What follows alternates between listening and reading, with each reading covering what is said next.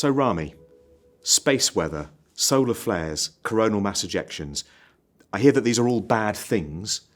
What are they and why does it matter to us? Significant solar storms can damage our infrastructures in space. They can affect our satellites. We can lose our GPS systems. They can also damage our electric grids on Earth. They can cause higher level of radiations for people flying on airplanes or for astronauts. So it's very important to be able to predict them for the protection of our infrastructure. They are caused by complex sunspots becoming unstable and then erupting. So it's very important to keep an eye on sunspots in order to understand their behavior or their expected behavior. So you've developed a system that keeps an eye on these sunspots. Can you tell us a bit more about how that works? So we have satellites that are always monitoring the sun 24/7. We are linked to some of these, to one of these satellites. And we get the real-time images. We study the sunspots appear on these images. We have developed imaging algorithms that can automatically extract these sunspots, understand their behavior. We have also developed artificial intelligence programs that compare the patterns that we see with historical patterns of sunspots.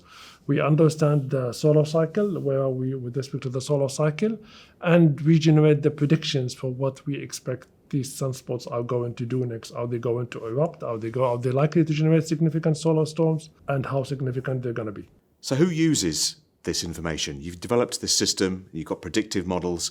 Where does it go? What's the next stage in the process? So we were the first university in the world to develop such system. NASA were very interested in it. And they have integrated this model with the community coordinated modeling system. Our system is called ASAP, Automated Solar Activity Prediction. And the way it works is we are linked to the NASA Solar Dynamic Observatory. So we get images from this satellite in real time. All these images gets analyzed and processed in Bradford. We generate the predictions here in Bradford. So they get these predictions in real time and they post it on their own portal. And they have also developed an app that users can take it and use it to access all these predictions. The users of NASA's portal are thousands. There are thousands of users, from insurance companies to power grid companies to satellite operators to aviation companies. Predictions are made available on a global scale.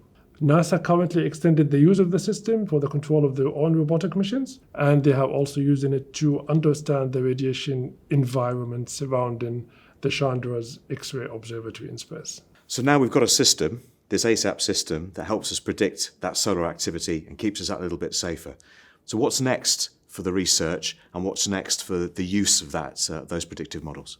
So we want to make sure that the accuracy of the system is as high as possible. So we are integrating more data from more satellites now, in particular the GOES satellite. We have special interest with Mars because now infrastructures are extending to Mars.